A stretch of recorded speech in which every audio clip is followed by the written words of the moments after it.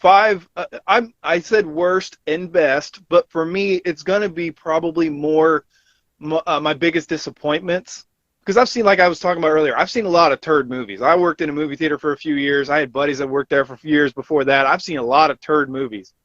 But like, if you see a bad movie and it's just like a little blip and it's gone, then it doesn't really mean anything to you. It's just a bad movie. But when you come off of a franchise, or you've been waiting years on end, or the flavor change like we always talk about, that really kind of hurts. And then sometimes it dictates where the franchise is going. So do you want to do the best, or do you want to do the worst first? What do you think?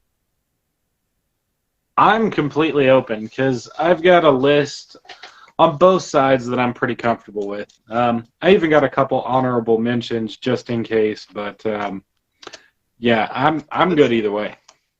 Let's start off friendly because I've been nitpicky. So let's do the positives first, and then we'll do the negatives. So let's go. Right. Let's go the best. Our top 5, and mine's not necessarily completely in order. It's not exactly in stone. This is just my emotional connection, like the I'll never forget it kind of thing. So you go first.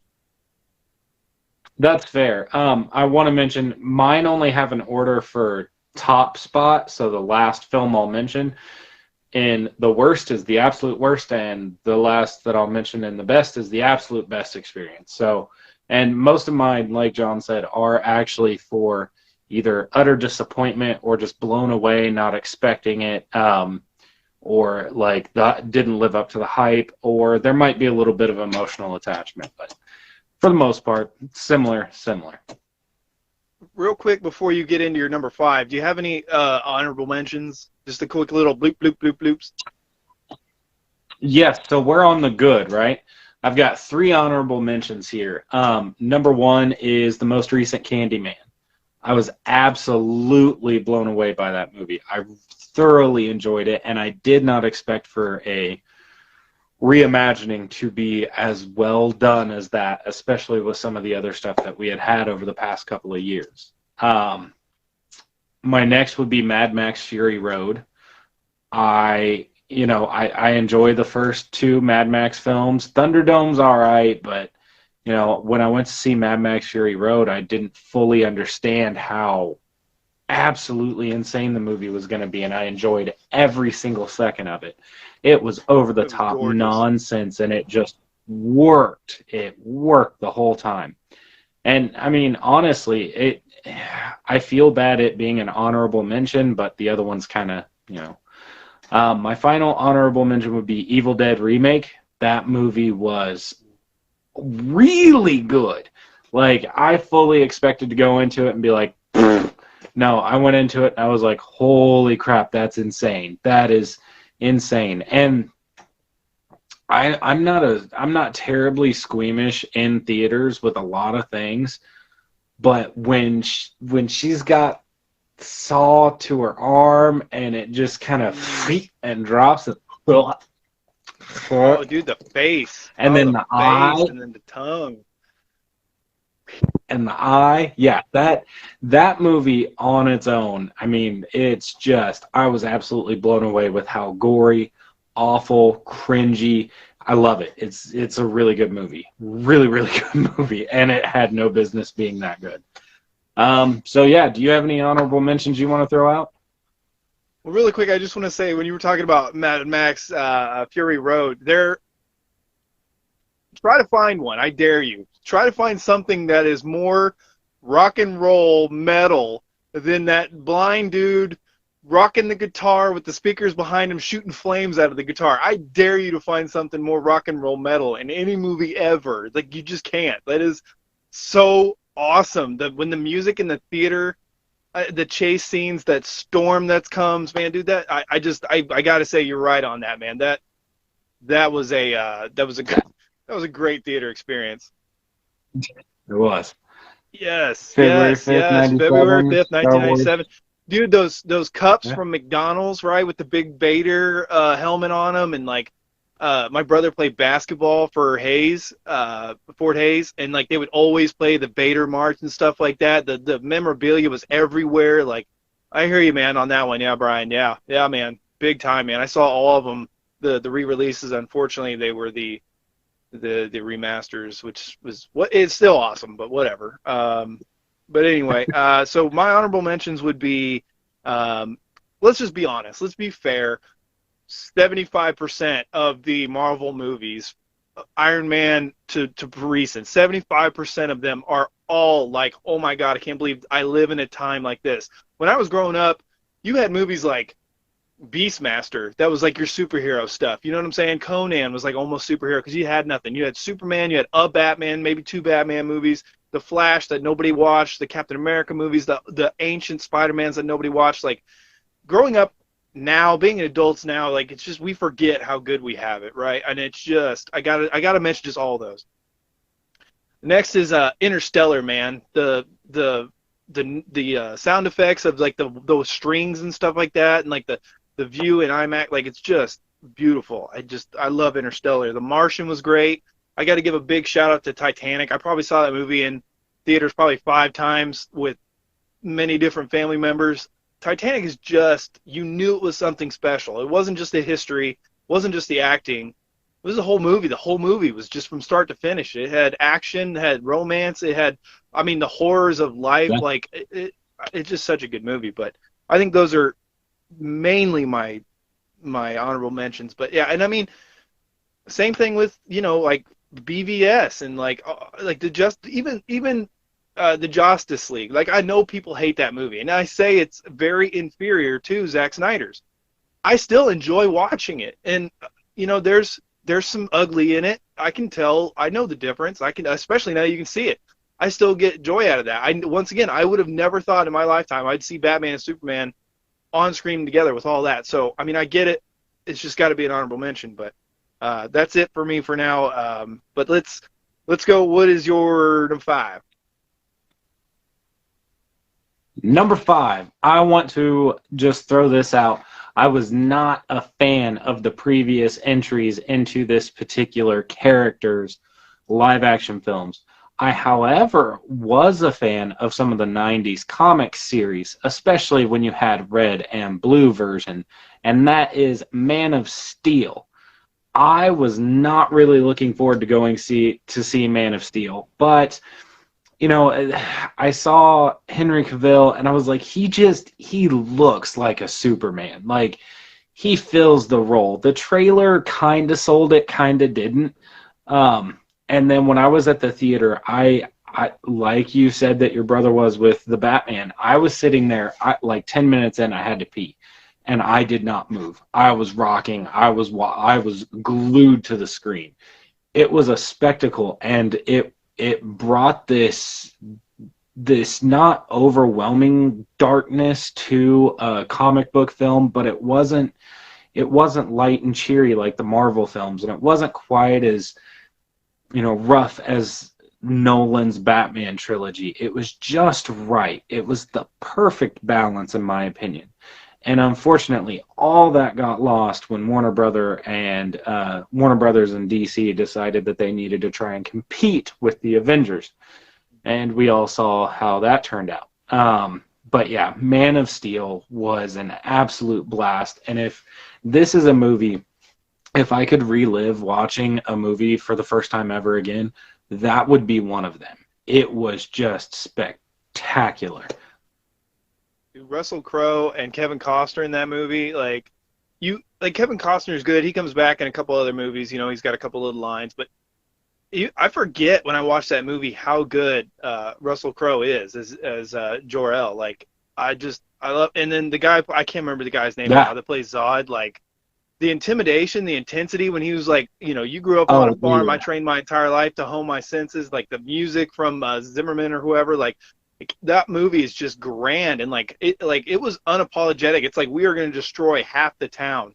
I do think, once again, I think that probably could have trimmed off 20 minutes. Like my wife, she turned her brain off as soon as the World Engine part happened.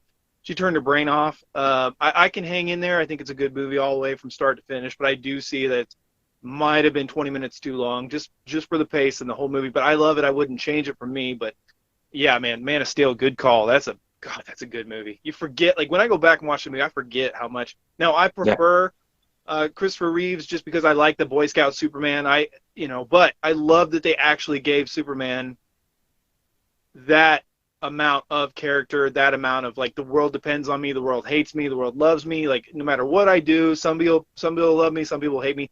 I do like that aspect of it. I don't think they needed to go quite as dark in the beginning. When everything else is going down, I could see that in the next movie. But anyway, God, what a great movie. Good call. My number 5. This is knee jerk honeymoon, but it's something where it's a culmination. It's something where you're like, I thought I would never see that on screen, and it just makes me happy. And that is Spider-Man: Far From Home. I'm not going to get into spoilers just in case, but the movie it gave you everything you didn't know you wanted. It had some stakes to it. The acting was great. It flowed pretty well. It's not a perfect movie, but it's probably as good as it ever could have been. It's fun. I think it might go down over time, but God, I'm still on cloud 9 of how good that movie was. And that's where I'll save it because it's still a fairly new movie. I don't want to spoil too much, but everybody's acting across the board was fantastic. And it was good to see the old villains. Like, it was great. Let's see. So yeah, Deb, real quick, she was saying that, Lord of the Rings, dude, in theaters. Oh my God, that was a spectacle. Every single movie. And I didn't read the books. My wife did. She's got more of an attachment to them just because she had more invested. But I do love those. There for a while, it was hard to say whether I love Lord of the Rings more than Star Wars, just because of how good those 3 movies were. And yeah, Jurassic World. I really did like Jurassic World. I own all of them. I still haven't seen that newest one. I got to get on that. But yeah, Marvel movies, man, you can't get enough of that. Audience cheered in my theater. Spider-Man said, Superman said, I'm from Kansas, and as American as get. Yes, man. It's such a good line. Such a good line. I love that he's got the Royals shirt on. That's there. awesome. Yeah. That movie's so good. Yeah. So good. So good. Yeah. So, but that's my number 5, and like I said, it's probably absolutely love that bias, movie. But man. No, that is a solid choice. I think my next one, my number 4, oddly, again, I wasn't a huge fan of the originals, but I thoroughly respected them. I had seen them. I enjoyed them for what they were, but they weren't quite up my alley. But Rise of the Planet of the Apes was insanely good. I went in with extremely low expectations. I wasn't a big fan of the one that came before it with, the weird suits and all that. I wasn't a huge fan of the originals, but I understood the storytelling. And I enjoyed them for what they were. But when I went to see Rise of the Planet of the Apes, I was completely glued to the screen. The little bit of story that you get between everybody and just kind of watching the downfall, the way that it takes place, it was so well done. And it's almost rare that I can be all involved in the story, all involved in that much CG, all involved in the character development, and not have a complaint when I left the theater. Like, all 3 of those things went extremely well for that movie, in my opinion. So, number 4 is Rise of the Planet of the Apes. Now it was Dawn first with Franco, right? And then it was Rise, and then it's War, right? No. I thought Rise, Dawn, War. Okay. So yeah, Rise, Dawn. So you said Rise, right? So you like the first one better than the second one? Yeah, the first one. Wow. Really? Because like to me, when I left the theater of the second one, I thought, man, like the first one to me was like A New Hope, where it's a solid movie from beginning to end. It's a great build of the characters and the world and everything else like that. And then I thought like how dark and how invested and how like the battles and everything of the second movie I thought was just even better. I mean, they're both great movies. I just thought, like, this is, like, when everybody's like, oh, it's getting the Empire treatment. It'll be the dark chapter. It really was, and it was great. I own all of them on 4K. I still haven't seen War. Yeah. I'm excited to see Woody Harrelson in it, and I've heard it's great. from all intents and purposes, everything I hear from everybody, this is one of the best trilogies in the last decade. So I've got to get on that. I've got to finish that. I Yeah. believe they came with digital downloads. I might just have to do that someday, just get those knocked out. Um, so It I'm going to it's put worth my it. next It's worth one. it. I can't say enough for those movies. Yeah, yeah. My next one now, this one kind of gets grouped in. And you know, yeah. Real quick though, Brian was saying he missed the first two Lord of the Rings in theaters. Oh man, I love Two Towers. Return's probably my least favorite. But the Fellowship is a masterpiece. And from what my wife has told me, it's closest to the book. Fellowship is just a masterpiece. I bought those on 4K, and I will say that the quality is nuts. I know people have dissected it, and it's not supposedly perfect or whatever. There's some issues. I didn't see them. Beautiful from start to finish. Like the music again is just some of the best in cinematic history. It's amazing. Um, oh, she liked the first one. Deborah liked the first two. Okay, all right. You know what? I'm gonna start from fresh. I'm gonna go watch the first one again. Yeah. Second one, then I'm gonna get that third one in. Okay, okay. Maybe I'll watch that third one twice. But so yeah, like I said, my Yeah. number 4 is kind of grouped in with the whole franchise. But the reason I put this one in there, even though it's probably the worst, is because of the build, and that is Episode 1. And now, most of the people, when they saw Episode 1, depending on your age, most people liked it because we were Star Wars starving, right? Like, we were just, if you're a Star Wars fan, the hype to this, the build, the magazines we would flip through and diagnose. And when you saw the first images I saw were Darth Maul on Tatooine, and he's standing there all hooded, and he's got the double lightsaber, and we're talking like, oh my God, it just blew our minds. Good movie, great experience. It was a midnight showing. I believe I was in 6th grade, I want to say. And so, yeah, 6th grade, 8th grade, senior, freshman. No, sixth grade, freshman, senior. So 2005 is when the last one came out. But and once again, I grouped that because that was a whole experience. It jump-started the other midnight showings. I also, like Brian was saying earlier, with the 97 re-releases, that was a build to this movie came out in 99. So I group it all together, and I put Episode 1. It's not the best, obviously. I mean, and if you love it, I don't think it's as bad as everybody says it is. It's not great, but the good parts of it, the end, the pod racing, I get it, but it's still fun, and that noise, those sounds effects, the sounds in engineering is just phenomenal. So, it had to be on there. It just, as a kid, the anticipation was nuts, and as a kid, it lived up to it. I mean, just going to Halloween, like, 55% of kids were Darth Maul or another Jedi or something like that for Halloween. Like, yeah, I mean, saw Dread in 3D in theaters with no expectation. Just went, yes, man, Jabari, yes. I made my parents, which sometimes you got to know who you're talking to. My parents were not the people to show Dread to, but I was like, man, this is Terminator meets Die Hard meets RoboCop. I was like, this is such a good movie. Dread is amazing. I'm so glad I saw that in the theaters too. I'm back. Okay, it spazzed out for a second. Yeah, Dread was absolutely amazing. Yeah, it's freaking out now. Dread was absolutely amazing. Had no business being that good. It almost made this list, but I just couldn't quite get there. Yeah, so again, I agree with you, Brian, by the way. Yeah. Go ahead. Yeah.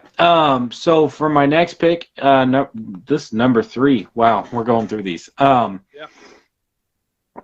I want to mention that it's not my favorite in the series, but it was at the time, and I saw this movie 8 times in theaters, and that is The Dark Knight. Dang. I saw it in IMAX 3 of those 8 times, and it was just phenomenal. I cannot stress enough how awesome it was to be somebody who got to go to the theater and see this movie and just watch it unfold and get, in my personal opinion, probably my favorite, the best Joker that I've ever seen on screen. It's absolutely insane, and I got to see it. I got to be there. I still will never challenge anybody who says that's the best Batman film, because I can see why people put it as number 1. Yeah, It was amazing. It was absolutely amazing. My brother and I were in the theater for the midnight premiere. It was packed. We got some of the last seats left, which was up front but center, so we're like this. But just, oh, such a great time. Such a great time. Yeah, so Dark Knight gets my third spot. Yeah, yeah. Hey, I don't know if you can see that or not, but can you see that? Number 3, The Dark Knight. Yeah, Yes! I know. I saw this movie at least 5 or 6 times. I saw it in, I think, at least 3 different states. We built a floodlight for the movie theater because, like I said, my buddies were working in the movie theater at the time. And Yeah. out of an oil drum, we cut the bottom out, and we put like a real, like, super bright light, and it actually shined on the side of the movie theater, dude. It was awesome. Saw it in Vegas opening weekend. Took my mother. My mother was like traumatized with how dark it was when we were done with it, and like she jumped when the fake Batman hits the window in front of the mayor, and like the pencil thing. She jumped and was like, "What just happened? Where'd that pencil go?" And I was like, "It's in his brain, like, It's, like it's in here. all up in there." God. Yeah, dude. I mean, it's just the spectacle of it. Once again, it's seeing Batman jumping off of buildings and flying, and like the control. I mean, I think when it comes to flight Batman, this is probably the best we've ever seen. I know this is dumb, but like it's so cool watching him fly off the buildings, and like he's always in control for the most part. Like, I wish the fight scene with him and Heath Ledger at the very end was a little bit better, but I really respect Joker holding his own. Like, not only was he extremely intelligent, but he could hold his own physically. I love that movie. When Batman's beating him in the cell and he's just laughing at his face, he's just like, "You can't do anything. I don't care. Like, kill me." And see, I think with a film this great, and then with the unfortunate passing of Heath Ledger, it's so hard to go on after that. Like, you can tell that there was supposed to be more there. Like, they weren't done with that. But it, yeah. It's nice. I mean, nice he lives I'm on. glad they didn't do a recast. Right. I'm really happy they didn't recast and just keep going. So, as much hate as Dark Knight Rises get, I always try and take that into consideration. It makes sense. Like, how do you pick up and keep going from that? That it's next to impossible, because that is just, I can't explain how great that movie is. It's fantastic. Yeah, the thing is, yeah, it ends so well and it's so good. I don't know if you really needed a sequel. I'm glad that one exists, but I don't think you really needed it. Deb was saying that she's just not big on Christian Bale for some reason. Yeah, you know, his voice, it's weird because it's all over the place. Sometimes it's really good. Sometimes it's kind of a whistly. He kind of has a whistle. And sometimes he doesn't. Like, it's strange. And like sometimes his subtleties of his voice works really well. And then sometimes, like, it's like he can't breathe very well out of the mask. Like, the end, he's like, like his mouth is doing something weird. And the bat suit is better in the first movie, in the second movie, after he gets the upgrade. But it's also because it's shot better. It's more in the dark. I mean, there's some bright scenes on it, but I think Christian Bale was bulkier. He fit better in the suit. I think the suit, like the mouth area, was a little bit better. I think overall the suit was just better shot and looking. I think there were some alterations in the third movie. It just didn't look good. And I think he wasn't trying as hard for the third movie because it just seemed like not everybody was interested. But yeah, I'm with you there. Christian Bale's still solid. I just think Ben Affleck took it to the next level. And I think that we're, you know, nostalgic. We have nostalgia, most of us. And then we have Ben Affleck, where took it to the next level. And now we have this new iteration where, as much as we've got, the jury is still kind of out, in my opinion. I think we need more to really lock it in. I don't know. That's why I wouldn't really want to even do, like I said, I think the new Batman falls in the middle, because I would not, like, it's the same thing with the new Texas Chainsaw. I just saw it. It needs time to breathe. I would say it goes, you know, here. I wouldn't just go, this is the for sure spot, because it might move. But anyway, yeah, The Dark Knight, man, what a phenomenal movie. Like, start to finish. Like, God dang, I love that movie. Number 2, go for it.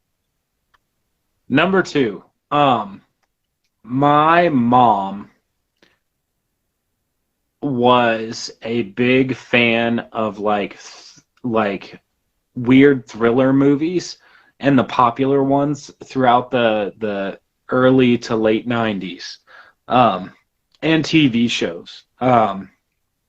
She, however, was not a huge fan of Bruce Willis. That said, she took me to see The Sixth Sense. And we were both absolutely blown away by that movie. It's one of the few times that the twist from him actually worked. You can't once you see that movie and you know, it changes. That first time you see it, if you are giving it all of your attention, it is phenomenal. I was so into that movie that I bought the books that came out after it, the like teen novels that came out. I think there was like 5 or 6, and I used to carry them around and read them all the time. I had them in grade school. I walked around with them in my backpack and would read them like at recess and stuff. I absolutely was blown away by the concept of the film. The acting, the cinematography, the way that the story was used just right, spoiler, that when you find out about Bruce Willis's state of existence, you're just like, wait, what? Because they never did anything to make it seem the other way throughout the film. Whereas I feel like a lot of other movies at the time would give you either subtle or really blatant hints throughout the movie. So that way when you got there, you were like, yeah, I knew that was going to happen. But with this, you're just like, holy crap, really? Really? Yeah, so Sixth Sense gets my number 2 spot. That's another movie. If I could go back and see for the first time again, absolutely sign me up. Dude, yes, man, dude. The people forget how good the rest of that movie is because the twist is so legendary, next level, amazing, that you actually kind of forget how awesome the whole movie is. You know what I mean? Like it steals it propels it so high up. You kind of forget how scary and creepy and involved, and the dialogue and everything else is so good. The act, like you said, what a great experience. I wish I could have saw that in theaters. For whatever reason, it missed my radar. I don't know what I was doing that year, but yeah, man. Oh my God, yeah. Solid. Yeah, and unfortunately for M. Night Shyamalan, his twist became his shtick. Like, and everybody was just like, stop. Just make a couple good movies and then throw a twist in there. You know what I'm saying? Like, just stop it. But anyway. His twist got a little crazy. I thought Batman Begins was a prequel to 89. Yeah, so... Yeah, so did I. I did too. I didn't. But this is something that I want to point out again, and I point it out every time Batman films come up. If you aren't a die-hard Batman movie person, if you're the casual viewer and you're going in and you get another iteration of Bruce Wayne, it's confusing. It's exhausting. This is why I personally think we don't need another Bruce Wayne story. We don't need another Bruce Wayne origin, another Bruce... Stop it. Let's let go. Let's give somebody else the cowl. So many people in the comic books had the cowl. We can find anybody. It just doesn't have to be Bruce Wayne anymore. I get it. He's the original. He's the one that's thrived throughout. But it's time. It's time. Every 5 to 8 years, getting another Batman reboot is getting really, really tiresome. I don't know how many more times I can watch Martha and Thomas die. Like, I thought Uncle Ben was bad, but good Lord. Yeah, I'm with you on that, man. Yeah, I don't know. I want to see more Ben Affleck. I want to see more Michael Keaton. I'd love to see a super old Batman that's really passing the torch and is like the new Alfred that's passing his knowledge down. And you know, and I'm not a person that likes to see their heroes age. You know what I mean? Like Rocky, don't really want to see that. Rambo, the last one, like, don't really want to see that anymore. Like the new Indiana Jones, don't really want to see that. Like, but Batman, it fits. It's part of his arc. It's life and death and aging and getting beat up and like all that stuff and mastering his senses and you know what I mean. It's and his character progressing. It's part of it, which you could say for everybody else too. But it just works for me for Batman, and I love Batman Beyond. I can't wait to rewatch that too. I'm rewatching the animated series right now. But anyway, yes, solid movie. Nice, very nice. I wish I had that theater experience. I'm very jealous. Now, here is my number two. Once again, a little bit of honeymoon bias, but you guys have to understand that this is one of the reasons why we started this channel in the first place. It's a culmination of years, 10 plus years, 20 plus movies. Endgame. I mean, James Bond has had over 20 movies, but he didn't build to this level. Nothing has ever built in a theatrical anything to this level. It had some hiccups along the way. You know, it had some stinkers. It had some actor changes, and it had some other stuff. There's some imperfections in Infinity War and Endgame, like cut his arm off. But for the most part, for everything you had to juggle and get in there, Endgame is it's everything. It's so good. I love Endgame, and I love Infinity War just as much. To me, that's basically one movie. I can't. Once again, I'm blown away that I live in a world and a time where we get to see all that. Like, it's just crazy.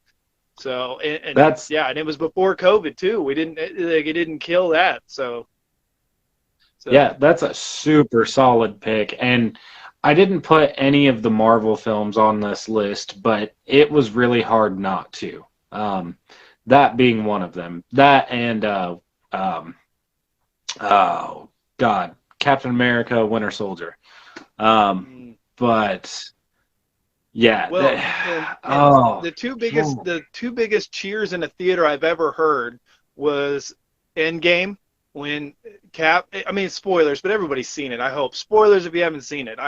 The guy I work with hasn't seen this one. He hasn't seen BBS. Like, it kills me. I'm like, dude, you got to get on this because I'm gonna spoil it because it's just too good not to talk about. But spoilers when Cap picks up Mjolnir now, personally, I would have loved to have seen Cap put on the Iron Man thing that Tony gives him in the beginning.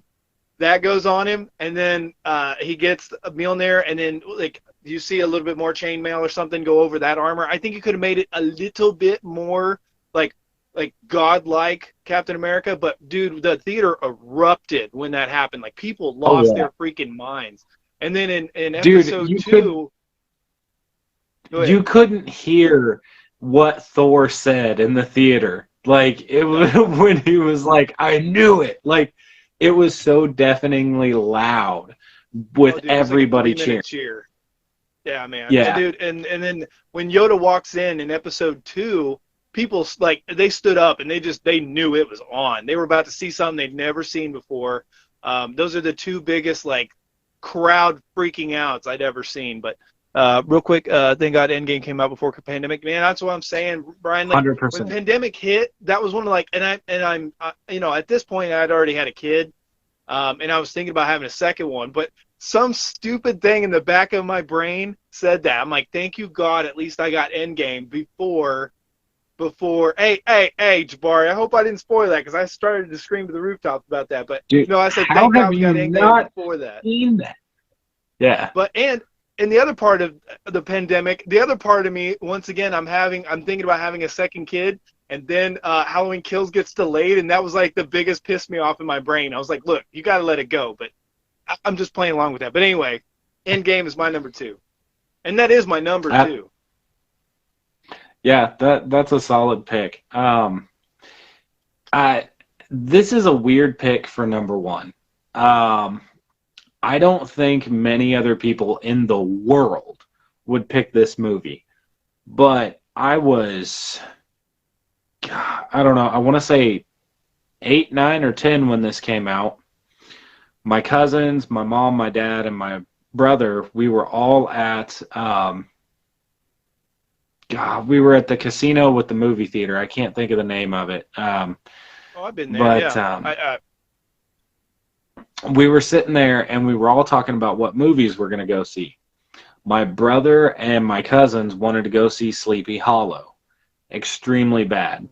My mom looked down at me and she said, do you want to go see the new Arnold movie? And I said, yes. And we went and saw End of Days. And my man, everybody walked out of Sleepy Hollow pissed off. We walked out of End of Days thrilled. Like, I mean, I got it here. I've got it on VHS. I thoroughly enjoy End of Days. It's probably my favorite film from the year it was released.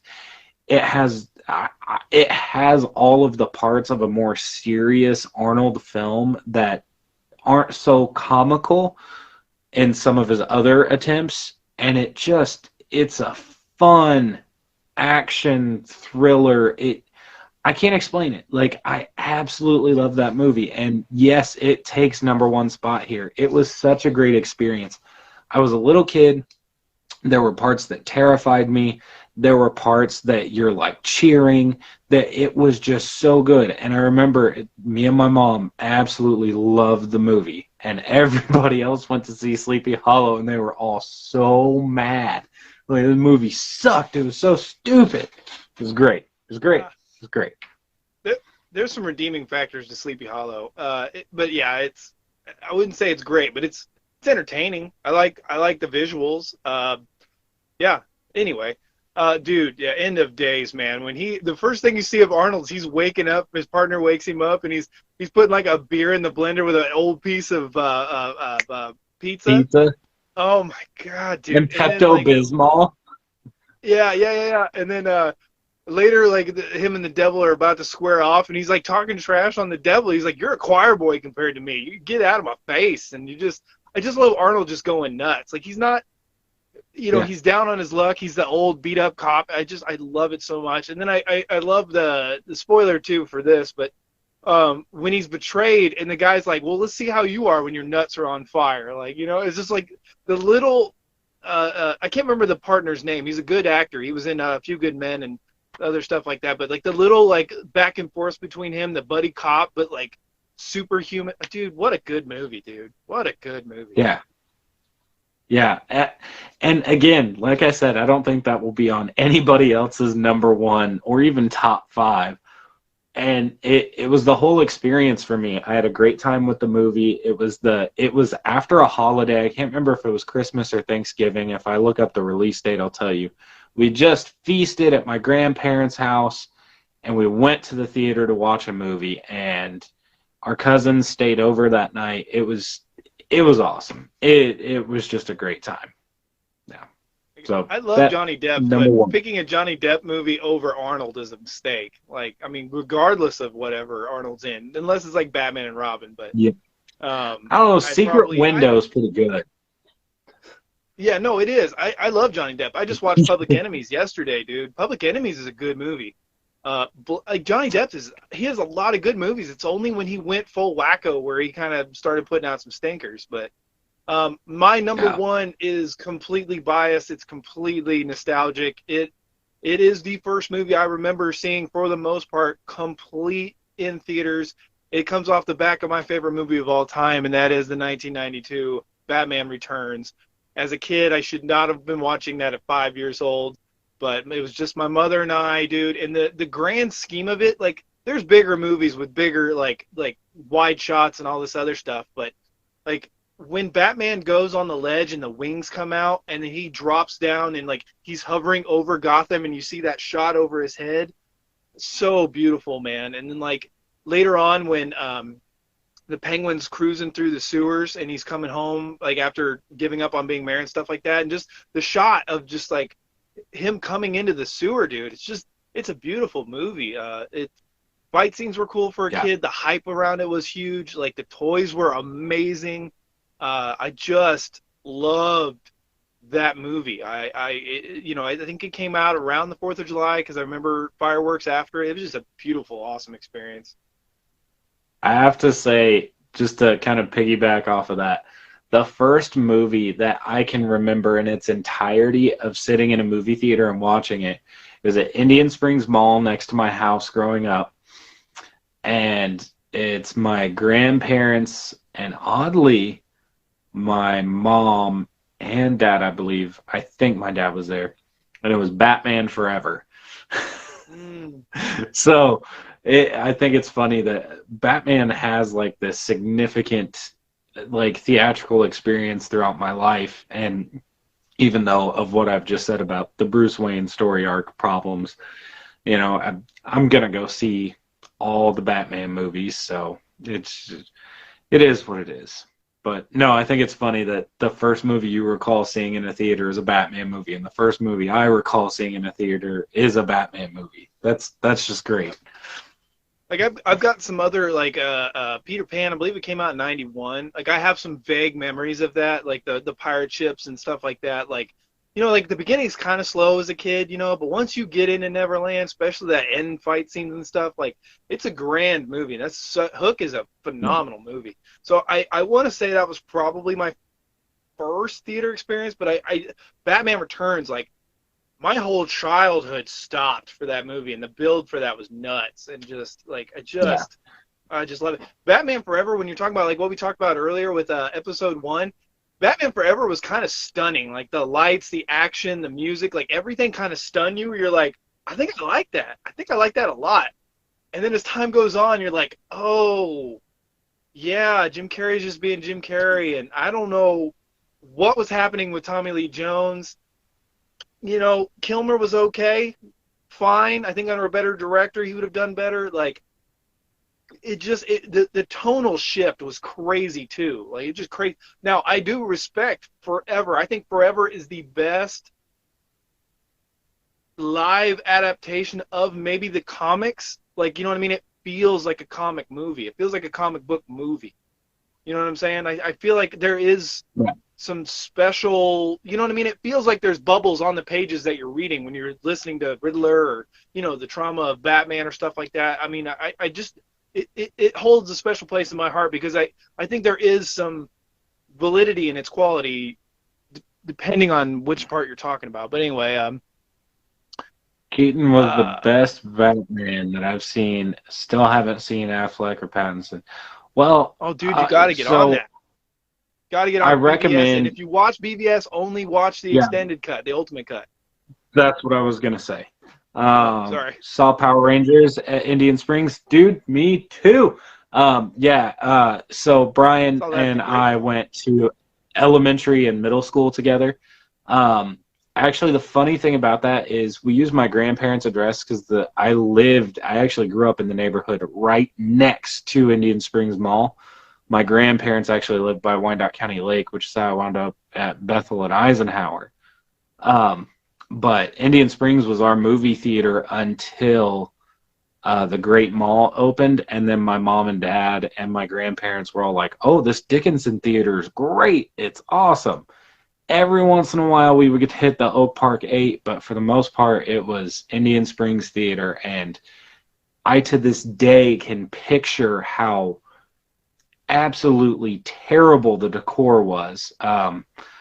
But yeah, I Power Rangers I happened to see there as well. I want to go back and re-see that in theaters. I don't even care. I'm 31 and I want to see that in theaters again. Yeah, I just bought Power Rangers on Blu-ray not too long ago. It was like $4 on Amazon. But yeah, I thought I saw it at the Great Mall, but now that I think about it, it was actually at the AMC 28 where I see most of my movies now. But I saw a few movies at that Great Mall before it left. But dude, Home Alone 2, I had to have seen that in theaters. I just know I had to. It came out in '92. I don't know. Yeah. I had to have seen it. I had to. I don't know why I don't have fond memories because I do. They had like a Where's Waldo book for Home Alone 2. That thing was sweet. I loved Where's Waldo as a kid. I thought, like, to me, I was like, I don't need to read. I just need to find Waldo. Like, if I'm going to get a book, it's going to be one of those. But, yeah, man. Dude, Deb, you got to get on that Ben Affleck, man. He's so good. So good. Have you ever danced with the devil in the pale moonlight is one of my favorite quotes to say to people. It's funny about that. My brother's is never rub another man's rhubarb. So that movie is extremely quotable. Extremely quotable. Want to get nuts? Let's get nuts. Oh my God. Michael Keaton's School of Getting Nuts. Dude, it's my favorite movie of all time, '89 Batman, and nothing will probably ever change that. It just can't. Tomorrow's my birthday, and I will be watching the 4K tomorrow night to see the differences, and I hope it doesn't break my heart. I hope I find some enjoyment of seeing a different version of a movie that I love, so I doubt it. I'm sure it'll piss me off. But if it does, I told my wife, I was like, I'm just going to stay up late and watch the Blu-ray. So, there's only like two little things I'd change in that movie, and it wouldn't make it that much of a difference. But, yeah, dude, solid. So, yeah, those are our top 5. Let's get in to The Ugly. Now, this is probably, like we said, it's not going to be the worst. I kind of quoted it because I didn't know how to put disappointed, and it just was easier this way. But your number 5 spot, most disappointment, go. I want to hear this. Let's get nasty. Let's get nuts. Hold on. I've got 3 honorables. honorable mentions here as well. Okay. Number 1, Hot Rod. What? Hot Rod. It was a comedy from like the 2010s. My wife and I were going, well, you know, we were dating at the time, but we were going to the movie theater like once, twice a week. And because you could get $4 tickets if it was before 5 p.m. So we go see a movie. We walked in, we sat through 10 minutes, 20 minutes, 30 minutes, realized that we were both having the worst time of our lives and left. I eventually sat down and watched the whole movie and regretted doing it. That is the only movie I've ever walked out of because I absolutely loathed my experience. Hot Rod. What if I have that DVD? I know I had it at one point in time, just never watched it. I heard mostly bad things about it, but yeah. Paranormal Activity. Oh, really? I was not scared. I was not nervous. I did not care. I was bored to death. And it has stayed that way throughout the franchise. The long shots and the like nighttime cam, and I'm not scared. I'm not nervous. It doesn't have an effect on me. So it's like the equivalent of watching Jersey Shore but with horror for me. So I have no interest. I can't do it. I think for that, the only thing that saved it for me, like to keep my attention, was I think it was the love story. Like I bought the relationship, and so like I cared about them. And then when it started like messing with their relationship, I think I was like, I'll buy it. And it was creepy enough at the very end, and I want to say I was kind of intoxicated, so my thirst level, or it was my anticipation was very low. They tried to pull a Blair Witch Project. They did the whole little campaign of Real Movie and all that, but we all knew, you can't ride off of a film's success from the same genre, same class, same shooting style, and also try and do the same campaign. Like, it just, it didn't work. I didn't feel it. And my final, and this one's probably, Jabari said, I like PA3, so Paranormal Activity 3. Dude, when those 2 kids are playing and the little girl runs up the steps and she immediately runs into a brick wall and she looks up because, it probably felt bigger than she is, obviously. That's bad, my fault. But then all of a sudden she gets lifted up by her ponytail. I was like, oh, it was just like, it came out of nowhere. It was awesome. I will say I did really like Paranormal Activity 3, and then 4 was okay, and it kind of lost me from there. I need to go back and rewatch them. But real quick on that, I want to say that It Follows would be, for how you didn't like Paranormal Activity, I didn't like It Follows. I thought artistically it was good, and it had some sound effects that were good, but for the most part, the premise was garbage. Like, I'm sorry, spoilers in the first 5 minutes of the movie, 2 minutes of the movie, but when one of your characters literally sits down on a beach and gets folded in half because she just gives up, I'm like, well, if you can't do anything and people are just going to give up and get bent in half, this is not going to be a fun movie. And that's basically the whole movie. It's like, why don't you just sit there and bend over and take it? But anyway. My final honorable mention is one that makes a lot of people upset, but it also seems to be a dividing line in the franchise, and that is Jurassic Park 3. I was young when it came out, and I was not impressed at all. I was just like, can I go watch the first one? I want to go home and watch the first one. I'd rather watch the first one. Like, even when it came out, one of my cousins was like in love with the movie and was like, he made his mom rent it all the time, and he always brought it over and was like, let's watch this. No, I can't. I don't like it. Let's watch the first one. As I've gotten older, I don't mind it as much, but it wasn't great. And honestly, I think that's part of the reason why I haven't gone on past. I haven't seen anything past Jurassic Park 3. I haven't. I don't really have that much of an urge. Jurassic World is solid, but it kind of does the Star Wars Force Awakens, where it basically just kind of hits the bullet points of the original movie and does it again. No. And then it kind of adds a little extra, and it's fine. It's a good movie. I'm just saying that it's not. It didn't do anything crazy. I don't understand the hate for the second movie. I saw, and now maybe it's because I didn't see the first one in theaters, and the first one's a 10. Let me just say, first one is a 10, and you're never going to do better than that first movie because everything about it's magic. I love the second movie. I think it brought a lot of heart. It asked some questions. I love the characters. Vince Vaughn's awesome. Jeff Goldblum did a good job. His weird like complexion, hair change just threw me off. But I don't know. I love the second movie. I have no idea. But the third movie is kind of lame, but I can still enjoy it. But I'm with you. Let's see, I was 10, so Jurassic Park 3, those cool dinosaurs, more screen time, loved it as a kid, less. Yeah, I mean, yeah, it's like I said, yeah, dinosaurs. William H. Macy's good in that movie. Yeah, it brought back.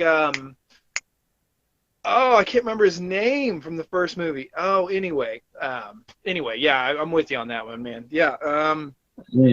Is that? I'm sorry. That was your last one, man. Yeah, Brian said like Jurassic Park 3 when I first saw it in theaters, got it on VHS, and realized it was okay. Yeah, I feel like a lot of people, as we've gotten older, have been like, Jurassic Park 3 wasn't as big as we thought it was when it came out. I'm sorry. Right. But, yeah, I didn't even like it. It was okay. Yeah, it was okay. It's all right. Yeah, So, I can't even read my own handwriting, which is disappointing. But I want to say Terminator 3, right? Missed the first movie came out, or missed the second movie came out in 91. Terminator 3, here we go. Can't wait. I'm listening to Arnold. He's back in the gym 6 hours a day. He's bulking back up. This is going to be awesome. Female Terminator, cool. John Connor's older, awesome. Like, what's going to happen? Yeah, it's kind of, you know what I mean?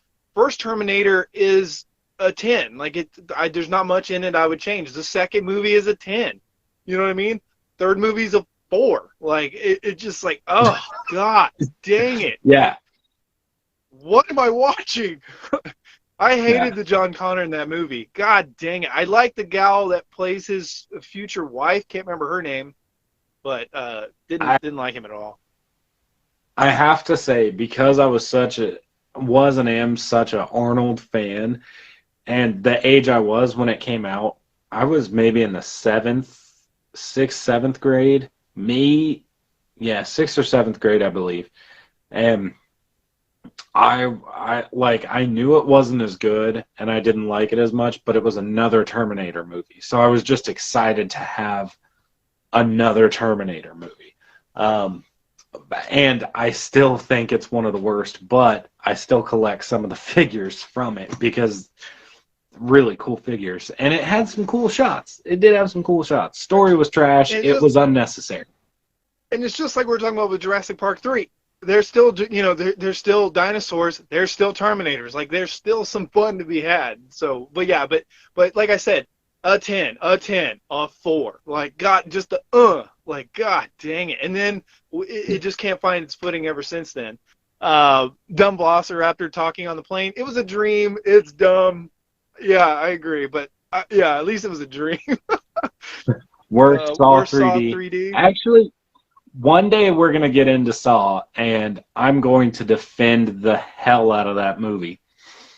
Dude, someday it's going to be rough. What we're going to do is, I'm going to get some beverages. We're going to hang out. We're just going to sit down and watch Saw all day long until our brain melts into the floor. Like, I can't. That'll be a fun day. Well, let's do it. I sat and watched Dr. Sleep Unglued.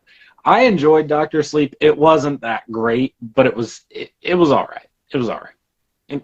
It's all right. I mean, there were some I respect some of the things it was going for. The deeper thing, like, is the father doomed to be the son? It goes into other things. Spoilers if you haven't seen it. Just like a 30-second little thing I'm going to say. Spoiler. I don't like the shining vampires. That they suck the life out of them. I think that's I think it's stupid. Like it just doesn't feel it. The jarring difference from that first movie of simplicity and ghosts and stuff like that, and then that shift, just I don't get it. And then the other gal who she's a what do they call them, a Mary Sue, when it's just like oh god dang it, Rey from The Force Awakens, the new trilogy. She is amazing because she doesn't have to learn anything. I mean, there's some situations where she could learn some stuff, but she knows everything in every situation. Yeah.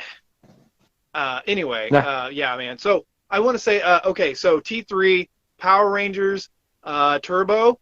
Oh my God, I loved the '95 movie. Turbo sucked in comparison. Sucked. I still can enjoy it to a degree, Yeah. but God dang it. Yeah, God dang it. And that was about the time where I was starting to wean on Power Rangers, and then In Space came back, and I loved it. But I'm leaving. What I do now? What did I do now? You God dang it. talk trash on the Turbo Rangers. I know. I'm sorry, man. The first movie's amazing, and the next one sucked. There's some other ones I'm It did. sure. You know, Superman Returns was a letdown. There's some good things in it, but it was kind of a letdown overall. Obviously, X-Men 3, pretty disappointing. First movie was a solid 7. Second movie was a solid 8. You know, and then you drop down to a 6.5 to a 6. You know, it just the flavor change, disappointing use of characters. It Man, just anyway. I don't know. I'd put X-Men Origins Wolverine under that. That was oof, oof. There's a lot more fun to be. There's a lot more fun to be had in Origins, in my opinion. And Leslie Liv Schreiber, pretty sure. He's Yeah. pretty awesome. He steals the show. He's really good in that movie. He's very menacing. And then the guy from Lord of the Rings that's in it, where he's like, "I'm not afraid of you, Victor. I'm not afraid to die." And he's like, "How do you know? You've never tried it." I'm like, God dang, that's a good line. Like that is a really good line. If that doesn't scare you, I don't know what will. But anyway, that's pretty much it. You know, I mean, like I said, I will also probably throw in there Halloween Kills just because it's a knee jerk and it pissed me off. I'll probably throw in there Scream 5 because it's a knee jerk and it pissed me off. Like, Unwanted didn't add anything for me. Wasn't special. Didn't feel. I just felt like a cash grab. Felt like you pulled in the old characters, tried to put in some new characters, kept the new ones in long enough to make it, you know, like fan service. I don't know. Halloween Kills. I've said it before. The flavor change pissed me off. Like, anyway, that's it. I'm done. Let's get in. What is your number 5? My number 5, and I was actually really looking forward to this one because I had read that it was going to be more based on the short story. And that is 2012's Total Recall. That was such a letdown. I was sitting in the theater like this the whole time. Like, there were some cool shots, but it was like this. I didn't need to see that. It sucked. Like, and it sucks to say that because you know people worked tirelessly to get that out there, and it was just the most miserable experience to be like so hyped up. Like, I was ready. I was like, cool, we're gonna bring this story back to life. We're gonna make it closer to what the original concept was, and whoo, strike and a miss. Strike and a miss. And Oh god, I love Colin Farrell. You know, I think Colin Farrell kind of lands in that Josh Hartnett. I think he's got some talent. I just think he's a cool dude. I think I like his voice. I like his mannerisms. I think he's a cool dude. I'm not saying he's a great actor. I just always root for him because I love everything he's in. You know, I like him in his movies. Maybe I should say that because, like you said, Total Recall is for the most part a turd. You can still get some enjoyment out of it, but as far as like, it doesn't hold a candle to Arnold's. But I mean, yeah, that's good number 5. My number 5. You know, this is a good movie, but it was a letdown because I'm a huge fan, and I just felt like they missed what made it special, and that is the 2017 Mighty Morphin Power Rangers movie. Spoiler if you don't want to know, but like, they're not in the suits very much. they have to earn their abilities just didn't sync up for me. Like the Zords, they just melt together and make the Megazord. The Zords sucked. Like Goldar sucked. Tyra Banks. Nope, that's not right. Whatever her name is that played Rita was good. I thought she did a great job. Like the acting was good. The character development was really good. I like them that they found their powers. It felt like kind of a Chronicle feel, like how they found their powers. But I just knew it was going to be a failure. I could feel the budget. I could feel that they waited till the last 15 minutes to get the powers going. Like it felt like a superhero movie where like every superhero movie, like kind of like Iron Man, there's Elizabeth Banks. Sweet. I got close. I got close. It felt like, in Iron Man, like, well, he gets the Iron Man suit, and at the end of Iron Man, like, he has the backup generator, so we don't get full Iron Man. You know what I mean? The second Iron Man, for the most of the movie, he's sick and dying, and then the third one, he's got PTSD. I just don't like movies where we just can't get to it because we're spending so much time to build to it. But it was a letdown to me because I knew it wasn't going to be a success, and I just felt like it missed some of the key ingredients that made Power Rangers Power Rangers. I'm not saying it needs to be goofy, but those Zords, man, when they rise up, you can tell. I mean, if you haven't seen my room, I'm a huge fan. But anyway. And plenty of Krispy Kreme product placement. Yeah. Oh, my God. Oh, my God. Well, and that was the worst. Oh, God. Well, it just felt small budget. It felt small, and it's one of those things where I knew that, if it doesn't work this time, it might never work because it's just one of those things where Disney owned it for a while and failed on it. Hasbro owns the toys right now, is doing a crappy job. Like, it just feels like if you don't show it the love it deserves, and if you don't go full tilt, it won't ever work. Chronicle messed up when they made, I can't read the rest. When they made them talk. Chronicle messed up when they made them talk. I guess I'm forgetting now. Chronicle, when they made them talk, I mean, the guys got powers and they fought in the end, and it was creepy. I don't know. I guess when they made them talk. I guess I'm not understanding that. My bad, Jabari. Normally I'm pretty sharp on that. Maybe I love Chronicles. Such a good movie. But my bad. Let me know, man. My bad. But Caleb, go ahead. What's your number 4? So, this movie has one, maybe 2 redeeming qualities. Everything else about it is garbage. And I was really disappointed. That is the Nightmare on Elm Street remake. If this doesn't make everybody's list, I don't know why. This movie, Jackie Earle Haley was fantastic. He was great. Everything else was garbage. They had one good idea that they could have ran with, and if they would have, it would have changed the film, it would have changed the idea, and that would have been actually making Freddy innocent. They stuck so much into that through the film that it's the only saving grace the movie could have even had, since that was their script. And then they were like, no, he did it. Fine. Then don't make it so copy and paste, have your main person be so disinterested in the script, in the film itself. Have a moderately okay supporting cast, but give them nothing to do. They're just there. They just exist. It was so bad. Now, when Freddy's like, we still have X amount of time to play, dude, that line is creepy. Yeah.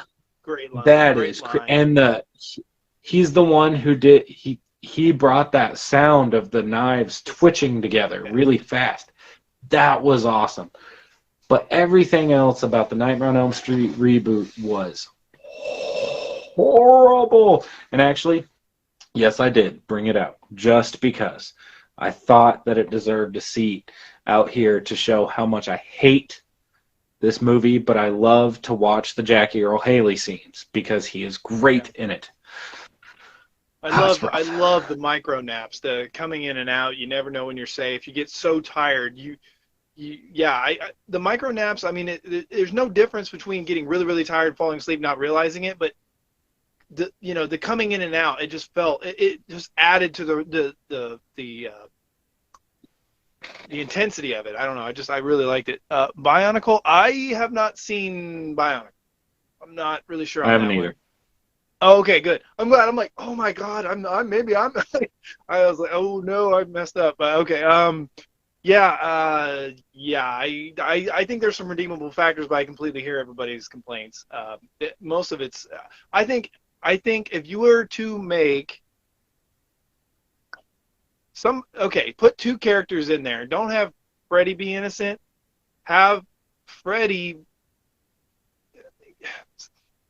have a little mystery of two different characters where Freddy was actually the one that did it, but they convicted the other guy or something like that. Do a little switcheroo, but Freddy was enjoying killing people. You can't make him innocent and then all of a sudden he's a dream demon enjoying killing people. I understand where people wanted them to lean into that, but it wouldn't It's work for the rest of that flavor. No, what I'm saying is the movie was so trash that if it threw a curveball like that, it's the only thing that would have saved it. Now, but then it would have been more of a dividing fans thing. It wouldn't have been it is universal garbage. It would have been like I like that, I hate that. Which is better than what we got. Well, I mean, God. historically, we know it's patented. People do not like shot for shot remakes. They don't like things that are very, very similar to the original. Get the bullet points and do your own thing. Case in point, Yeah. Texas Chainsaw Massacre 2003. So let's see. This one, okay. Now, this one is the last good movie that dipped so hard that it was so frustrating, and that is The Dark Knight Rises. Like I said, there's more turds out there, but like Batman Begins, what a great movie from start to finish. The character arcs, the fight scenes, the development of Batman and seeing Lucius Fox and like the Bat Cave, and you know his dad worked for the Underground Railroad, and that's why the caves are there, and like just like the Tumbler, like seeing like different things and like grounding Batman and actually seeing him and why he has and how it works, and it's just so good. That end scene where he acts a fool and it's just so good from start to finish. Then you go to The Dark Knight, which is a 10. It blew people away. To this day, it's still amazing. And then everything just drops in The Dark Knight Yeah. Rises. Like, Bane is okay, but it was wrong. Like, dude should have been at least 6'8". The voice is a little squirrely sometimes, and it's okay. It's just the fall from glory. It's basically like T1, T2, T3. Jurassic Park not quite as much because there's a quality a pretty chunky drop from 1 to 2, even though I like 2, but it's basically like Terminator 1, Terminator 2, Terminator and 3. Alien, Aliens 2, Alien 3. Like it's like there's redeeming factors, but it's just not up to snuff. I like it, it's okay, but it is what it is, and it's frustrating that it didn't go Yeah. out on a high note. It's to the point where it might actually have been better had The Dark Knight just stopped right there. Just stop. You don't need to go any further. Everybody's in jail. Harvey's gone. Like Batman did his job. Done. Like I like how they talk about in the third movie the difference between the wealth and the poor, and they really bring the whole city down. And I just like that dynamic. I like that even though crime is fixed, the city's not quite fixed because of the imbalance of the rich and poor. But anyway, moving on. Um, God, we're working our way through this list. This third spot, I was more pumped for this entry in the franchise because of the hype. I mean, the hype alone was enough to get like everybody on board. Spiral from the Book of Saw. Executive Chris Rock walked in, gave a pitch, and we gave him the movie. Like that. That generated so much hype. But, man, I shouldn't have figured out that movie 25 minutes in. I shouldn't have figured it out. I shouldn't have known. It just... It's basically a Chris rip-off. Rock's dialogue It's was basically a funny, cash grab. but the rest is absolutely terrible. The end trap is... The more I think about the movie, the last two traps are what I have the most problem with. that and being able to figure out who done it within 25 minutes or 30 minutes of the movie starting. But they were so over the top ridiculous, and not in a way that's like a general Saw way. Like Saw 1, 2, 3, even 4 and 5, there was kind of a formula to those traps. And then Saw 6, Saw 3D went wild and kooky. Jigsaw kind of toned it back down. And then Spiral was like, well, what if we strap this dude to all these crazy things at the end, but then he's just going to get shot because it's got a gun stuck to him? What? What Dude, is that? This really isn't. Dude, this isn't really a spoiler because it's just not what happened. That's the only thing I'll say. But how cool would it have been if the whole movie, like, they would have been trying to frame somebody and it looks like that, you know what I mean? Like, say we figured it out in the first 25 minutes, but it's all because of the movie and because the actual dudes are framing this person. And then at the very end where you think you caught the bad guy, you didn't. And then like 4 guys in robes and pig's masks come out of nowhere and they just like, you lose. And like, what if there was like a little bit of a cult? Because, you know, by the end of the, I mean, spoilers for the franchise, the original like 6, 7 movies, but there's more than one, and you know, they don't all get spoilers. Yeah. They don't all get caught. What if like 4 people in robes with pig masks came out and they just were like, they fooled everybody, they win, shut the door. Like you could have like the disappointing flow of the movie and what it eventually became could have been subverted. You know what I'm saying? I feel like if you'd have pulled out the rug a little bit, I don't know. I just feel like the movie could have been saved, but it just, once again, like the new Scream, it was just let's play it safe. We'll do this. Like, it's nothing special. Here's another Saw movie. Like, I mean, I get that you were trying to make me like the characters and Chris Rock, but yeah, no, that definitely gets my number 3 spot, because it was, if you go back through our videos, it was on my top 5 most anticipated for that year. Oh, that was frustrating. Brutal. Frustrating. Yeah. Deb said she turned it off at home. Yeah. We were unfortunately paid decent money for it in the theater and just had to suffer through it. And then we didn't even, I don't think we even did a video on it. We just sat there and talked about it. We were so disappointed. Like, I don't even really want to. Yeah. I don't even really want to rant about this movie. I think you did a write-up. I did a write-up. Yeah. Which was perfect. I didn't want to talk about it. Like, spoiler free, it sucked. Spoilers, it sucked because blah blah blah. Like, it would not have been fun. But yeah, okay. Let's see. I'm on 3, right? This is where. Okay, I'm actually going to switch because my 2 and 1, I'm going to get a little angry.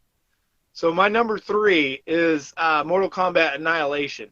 My little podunk theater, it has 4 screens. It actually got Annihilation.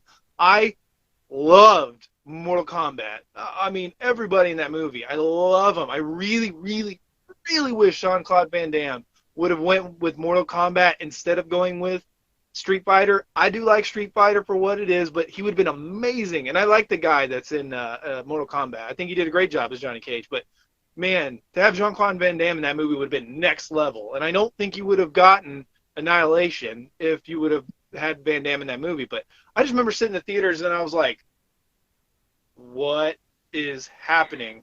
Not only do you kill off a main character in the first, 2 minutes, you switch the main bad guy, you switch Raiden, you switch characters, all except for 2 of them. Then all of a sudden they have rolly balls in the center of the earth. Then all of a sudden they have their animality and they become giant dragon lizards. I was like, there is some redeeming aspects to the movie where it's cool to see some of the characters from the game that I loved. It did have a couple characters that came back from the first movie. Fight scenes were still pretty good, but the end results, I was like, this giant, nasty, ridiculous CGI fight, really? Yep. Luckily, I didn't pay to see it. It was right after it came out. The VHS was only $2, and I bought it at Blockbuster because I had mowed some lawns and had a little bit of cash, and I remember watching it, and I was just like this the whole time. Oh, dude. I It's almost rough. want to put it over the new Mortal Kombat, but I just can't. Like the new Mortal Kombat, there's some politics in it. I get it. I'm not gonna say anything. I just did the side skirt around that they did. I didn't like the fast forward through stuff. The Shang Tsung I didn't care for. Like it was lackluster. There was no character other than Kano I could really attach to in the new movie. It felt My man, rushed. I Yeah, loved the new movie. It was a yeah. video game movie. It was a video game movie. And Scorpion, my dude, that I was rallying for Scorpion like no other. It's okay. Nothing is better than the YouTube first season YouTube series that has Michael Jai White. Michael Jai White as Jax is next level awesome. Yeah, 100% agreed. Silent Hill is the best video game movie, and I am proud to own it. yep, I yep, thoroughly yep. love that movie. Yep. Okay, so Mortal Kombat Annihilation is your number 3. All Now it gets right, so we're on angry. to number 2. Number 2. What's funny is, I guess I'll mention it at number 1, but I had zero expectations, none. But as a fan of the franchise, I gotta go see it. The Predator is the worst thing I have ever seen in my entire life. It is as if two 12-year-old boys who just want nothing but dick and fart jokes made an action movie. And then they were like, you remember that cool Arnold movie from the 80s with the alien? He was like, oh, you're ugly. Let's put that in that movie. I hate, with every fiber of my being, the experience that I had watching that movie, the fact that I can't scrub it from my brain, and the fact that it exists. Predators was hard enough with the big predators hunting the little predators. That was hard enough to get past. I hate that movie. It's There is bad, but not it's not as a bad as Caleb's saying. there's not a single. If you like the first Predator, the second Predator, even Alien vs. Predator, Alien vs. Predator Requiem, even Predators, there's nothing redeemable about the Predator. No. So I'm going to agree that it is the worst Predator movie out there. Out of everything Caleb just said, he's correct. It is the worst. Everything else is leaps and bounds better. But there are some redeeming things. I did laugh a couple times. Now, granted, I went into this knowing this movie's a 2, like at 2 out of 10 or whatever it is. So it made me laugh a couple times. I actually think that the genetic testing on the Predator makes sense because they're upgrading their armor. It would make sense that I mean, they might have already been doing that as we first saw him in the first 87 movie with Arnold. To me, that works. It flows. It fits the narrative. To me, I get it. The CGI is absolutely garbage. Like, God, the fight scenes are pretty garbage. I do love that Gary Busey's son, Jake Busey's in it. Kind of gets that feel from the second Predator movie. It just has a nice little throwback to it. The last 30 minutes are almost unwatchable. I mean, it really is. The last 30 minutes is just terrible. But it made It's me the laugh. whole movie. It made me laugh. Yeah, it made me laugh a couple times. And I buy the genetic stuff. So it is the worst. It is probably a 4. But A 4? I don't think it's as bad as Caleb's saying. It's not It's even probably a half 2. a Okay. star. Like I said, it's probably What a the? 2. It's probably a 2. No. I would rather watch Seed of Chucky than that movie again. Oh no, stop it! Now you're Yeah. overreacting. Seed of Chucky's a No. no. Did I see that Yeah. in theaters? I don't think I did. No, I know I didn't. I did not see that in I theaters, so that didn't. can't be on my list. I didn't. Otherwise, it'd be on this list. Yeah. No. The Predator Don't is you hot start with me. trash. Don't you start with me, Jabari. Don't you get me all fired up like that, Ricky Bobby. Don't even do it. Don't do it. Age of Ultron, you know. I'm a defender of that movie because that movie's not as bad as everybody says. I don't understand the hate for it. I understand the little bullet points of nasty and dumb, but I think that movie's got a lot of heart and a lot of good stuff going for it. But I don't understand. Sun's getting real low, big guy. Anyway, my number 2. This is where things get angry, and Jabari. Oh, Jabari, this is a perfect segue into my number 2. And my number 2 is Thor Ragnarok. To this day, pisses me off. It just does. The tonal shift from 1 and 2, garbage. The way they treat the characters in the movie is garbage. There are some fun spots to it, like the Coliseum fight's pretty good. I do not believe Thor, without his hammer, would beat Hulk when he was getting the crap kicked out of him in the first Avengers movie. I just don't believe like he would harness his lightning and lose and win. Jeff Goldblum was playing Jeff Goldblum, had a couple good parts. I hate the Valkyrie drunk falling off of there. I hate how main characters die, nobody cares. I hate how, spoilers, I hate how the planet blows up and nobody cares.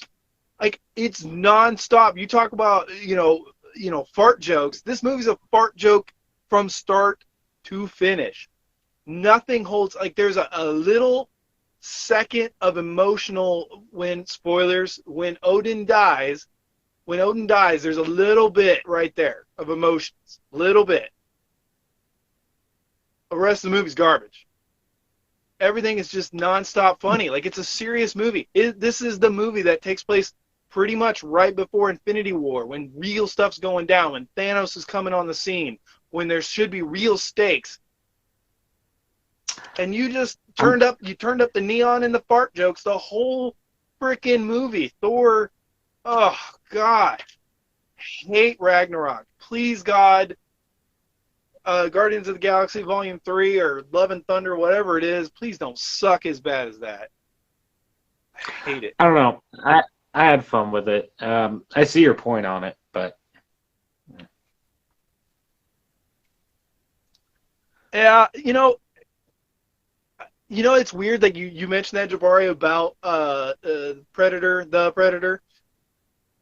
It's something that I'm surprised this day and age that somebody would touch on or use. But I mean, I buy it because I think that the brain is something special regardless of how it works. You know what I mean? Like, some people are great at math, some people are terrible at math and science, and not every, strengths wise. And I think it's like Rain Man, where like you can unlock and you have he could memorize cards, and like how the brain works is very special. Once again, that works for me. I can understand how it wouldn't work for other people, and I can understand how some people might be kind of offended because they felt like they're being played to a little bit. You know what I mean? I don't know. It worked enough for me. I think it's interesting how the brain works and how that can be used for something special. It works for me, but God, that movie. Yeah, God, that movie's garbage at the end. God, there's just once they all start together and they're in the forest. God, that movie's bad. Not as bad as The Predator, but whatever. And once again, so my I disappointment. It's not the worst movie I've ever seen, but it was a disappointment that holds to this day. My number 1, what's weird is, how there's that stereotype of the parent saying, I'm not mad, I'm just disappointed. Well, it's like adding a layer to that. Like, if there was something that I'm not disappointed, I'm just underwhelmed. Like, I don't know what the right word, but like another level here. And it's another Arnold franchise. That's Terminator Dark Fate. The hype train about Linda Hamilton coming back. Spoilers, by the way, probably. I don't know. Sorry. Sometimes you jump into the big spoilers, but... Huh? Probably spoilers. If don't watch it, it's not worth it. Linda Hamilton coming back. Oh, everybody's saying that James Cameron is just super involved. It's he's really involved. Okay, well, James Cameron hasn't actually fully been involved since Terminator 2, so cool, cool. Watching the trailer, all right. They're giving a little bit too much away, but I can work with it. It's not as bad as a giveaway as what it was with Genesis or T3. Um, and then you sit down. Well, for me, we were on vacation for just a couple days in New York, and there was this really cool theater, and we agreed that we'd go see Terminator because I wanted to see it there. I wasted 2.5 hours of my time while on vacation in New York City on Terminator Dark Fate.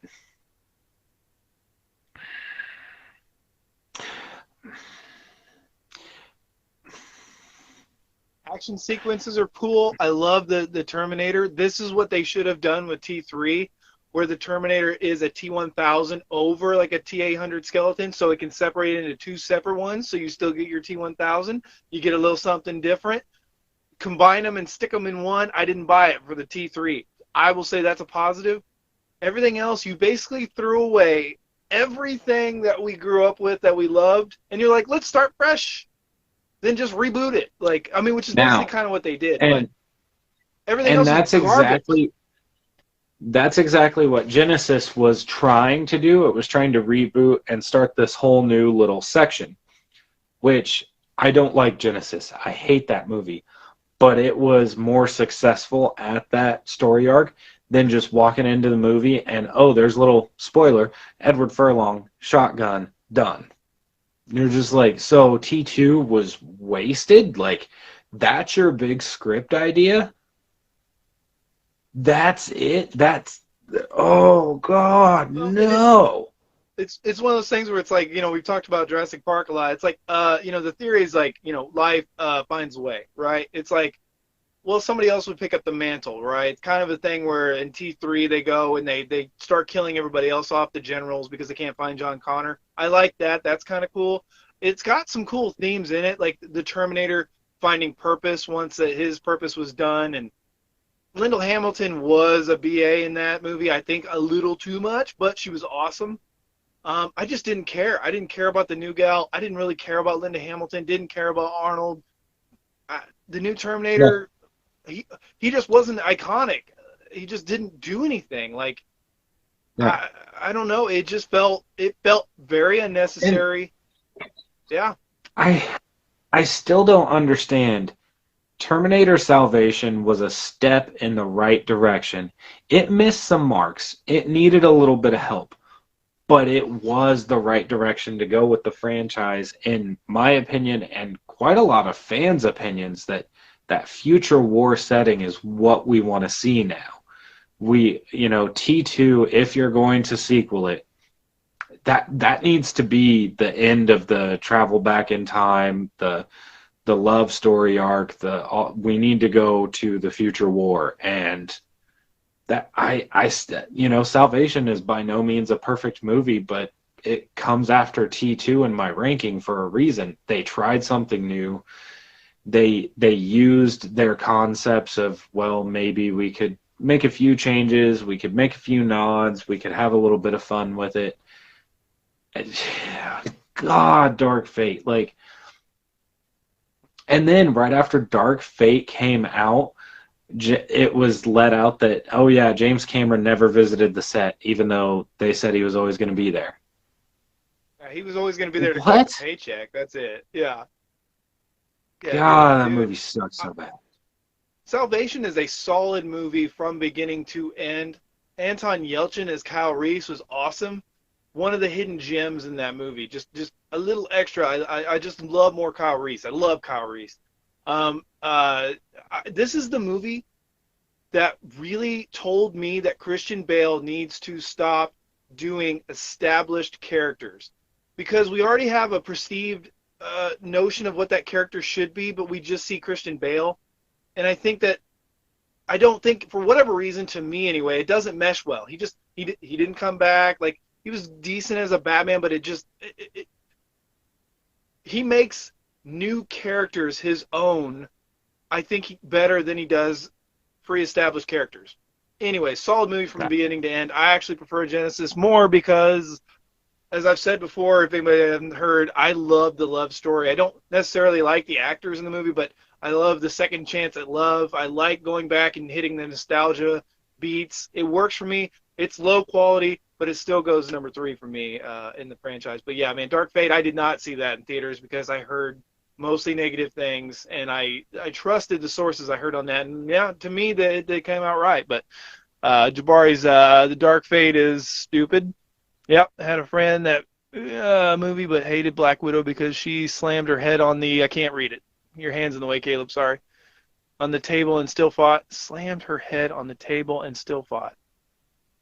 Okay. I had a friend like that. Like that movie. Sorry, my bad.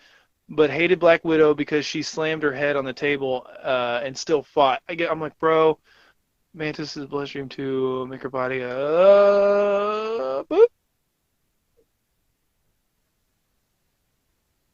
Yeah. Yep. I'm with you, man. I'm with you. Yeah, T3 is one of the worst to me because at least Genesis went a different way, but sorry. But 3 was just a rehash of 2 was very less thrilling. Yeah, I agree, man. I agree. There's some blips of goodness in the movie, but yeah, for the most part, terrible. All right, Everything man. My after number, 2 probably shouldn't exist. it It probably sucks to shouldn't. say, You're but right. it's true. Right. Yeah. Had Genesis been done better, I could see trying to do kind of a prequel reboot thing to I mean it has time travel in it. It's built on time travel. You can make it work, but you can't do it all the time. You can't keep going back and well the problem is like, well, you can't keep doing that. Well, then they can't keep sending Terminators back, right? Like it's something where the more you do it, the more it kind of unravels the beauty of the first and the second movie. You know what I mean? I think it just Yeah. yeah, it's a never ending, like, you need to stop doing it because otherwise where does it end? But um, Yep. yeah, so for me, my number one, man, oh my God. Movie before it came out, holy crap, this is amazing. I love it. I've talked about it before. Watched it multiple times. To me, as a way, this is how you do a reboot at that time. I put everybody, this is back when I was an RA, and I brought everybody out into the lobby, and I was like, guys, we're going to watch this movie, and then we're going to go watch this sequel. And I had like, somewhere between like 8 to 12 people that came with me to the theater, and first 10 minutes into the movie, I thought, oh no. And that is Rob Zombie's Halloween 2. What a piece of crap. You'll notice that for me, story and character is a lot. Like, you just cannot betray characters. You just can't. And story, it's a movie, it's a story. There's not much story. It betrays most of the characters. It's a fever dream. I don't understand. I don't understand it. We've talked about it. We've done a commentary on it. And we it was my worst. We did the worst Halloween. It was my worst. I actually think, in I my love it. opinion, I think I'm actually wrong on that. I'm actually probably going to go back and say that I have bias to say this is the worst Halloween. I actually think there is a worse Halloween in this movie. Oh, God, I hate Rob Zombie's Halloween 2. I can turn my brain off and just watch the carnage. Everything else is just, oh, what they do to Loomis is just, oh, God. Everything in the movie. It just ramps up everything I didn't like from the first movie. I don't like Michael grunting. I don't like Loomis. Lori is like, and I like the trauma she went through. Trauma, as they've been beating us to death, but Daniel Harris was kind of wasted. The whole movie's a fever dream. The White Horse crap. I was just stunned. I was like, I don't know what I'm watching, and to this day, I still think it's a fever dream. I think Lori went insane after the first movie, and she's dreaming all this stuff. Like, or there's other little things or she's doing the murders and she's seeing Michael Myers.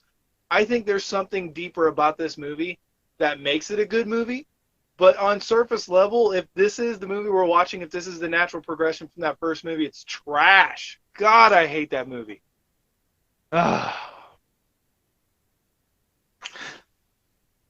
Michael looks awesome in that movie. It's okay. It's okay. Okay. I prefer him in the first one. I don't know why I hate the grunting. Like he can grunt a little bit, but he's full on like rage mode, stabbing her. Just It sounded like I'm not gonna get into that. That's graphic. But anyway, God damn, it was I'm the sorry that biggest that letdown. upsets you so much. Uh, I don't know. It killed I the couldn't put that franchise. on the. It killed his storyline. Like they almost they had a script. Scout Taylor Compton was set to come back. Like Tyler Mane was set to come back, and like the week before they were going to film, they killed it. So I mean but really, this movie killed it. Like the first movie did however many. What was it? It was the highest grossing Halloween at that time, 70, and then the second movie comes out, and I think it did like 35. Yeah, Cole edit in Halloween 2 though. And that's a movie where you delete things, you kind of make it work a little bit better. Yeah, same thing with that first movie. His edit of that first movie. Yeah, it just God. I still enjoy it, and you know, I got that guy. I mean, I'm trying to sell him, but I've got that guy. Yeah, I wish you didn't have to sell that thing, man. It is getting a little bit late, and I've got a little bit of stuff to do. So I hope you don't mind me trying to run out on us. Any No, big final thoughts no, like I on said, I've all seen a this? lot worse. I've seen a lot worse movies, but these are just the movies that get me fired up. And like I said, most of the time, I get irritated when we're going this way, and then just for giggles we go whoop, that way, or we get upset, or we get pissed off from people, and we just, you know, everything burns. You know, some people just want to watch the world burn, so they just do things. And it irritates me. And I So think there's something to be said. A number one spot and a number two spot for me for best were original idea films. Most of the list of, all of the list of bad was reboot, spin-off, sequel. Like it, yeah, yeah, yeah. yeah, all mine were franchises. But I mean, that's the disappointment, you know. I mean, that's the build, right? I mean, there's great movies. Like I said, Interstellar is a phenomenal movie to see in the theaters. You know, there's a bunch of movies where it's just like you need that IMAX experience, and you, or not IMAX, but you know, you need the big screen. But no, I had a blast, man. This was a lot of fun. Favorite memory working at the theater. This is Brian. 10 years ago. Oh, I wish I miss working at the theater. All the men going to see Ted and all the women seeing Magic Mike in the movie theater. Yes, I really like Ted. I have fond memories of me and my buddies Still watching haven't seen Ted it. 1 and 2. Oh, really? It's really funny. It's turn your brain off, just sit back and just, you know, it's that like it's that knocked up kind of humor, right? The you know, super bad kind of stuff. Mad Money cleaning theaters for Mad. Drunk women would throw money at the screen. That's amazing, dude. That's amazing. That would be I funny have to no watch a shame theater picking reaction. up money. Yeah, I have me no either, shame man. picking up money after they leave. Me either. But Deb, Brian, Jabari, everybody, we really appreciate you. Kevin, thanks for hanging out with us. Had a blast. Everybody in the future, let us know your thoughts, your movies. This is fun because, you know, for the most part, it's not really controversial. Like most of the time, I'm always saying that Caleb's wrong and I'm right, and that just is what it is. And you tell me why you're right and I'm wrong, and that's cool. And but no, for the most part, this is extremely subjective. So I definitely want to see what your list is and why. Just little blurbs, just because. I mean, it's just interesting. Some of them, like you're saying, like some I find merit in, some you find merit in. Some it's not as bad, but it's just fun to see why people get so fired up or why it made them mad or they're disappointed or whatever. So this was fun. This is a fun placeholder. Hopefully, Caleb will be able to see The Batman, and next week we will come back with a spoiler-free. Then spoiler. Have a lot of things to say about that. Mostly positive.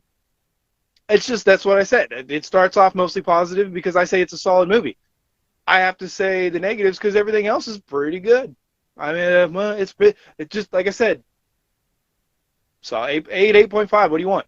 But anyway, I can't wait to talk about The Batman, and we'll talk about more Batman stuff after that. I'm assuming because It's one of my first loves. Caleb loves it. You know, and everybody loves Batman for the most part. So, so anyway, Yeah. hopefully you guys are still into that. Hopefully everybody gets a chance to watch that. We will see you next time. Whoa, hang on one second. Brother bought a ticket to see X-Men and snuck in to saw American Pie. Saw 2 movies, 1 ticket. Yeah, buddy. Yes, yes, that's a good two. That was a good one. Yeah, I love American Pie. Love American Pie. I would say American Pie I would enjoy watching more than X-Men. Yeah, yeah, yeah, yeah, yeah. But we're out of here, guys. See you next week for the Batman. Till next time. Bye bye. Later, guys.